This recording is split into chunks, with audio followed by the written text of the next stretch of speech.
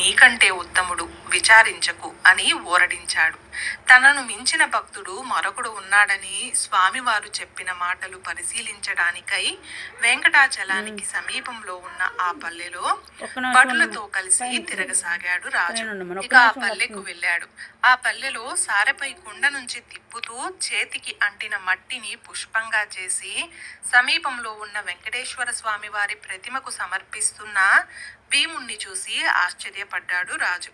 దీంతో రాజు భీముణ్ణి సమీపించి, ఓయి, నీవు స్వామిని మట్టి పువ్వులతో ఎందుకు పూజిస్తున్నావు? నీకు పూజకు పుష్పాలు దొరకడం లేదా అని అడిగాడు.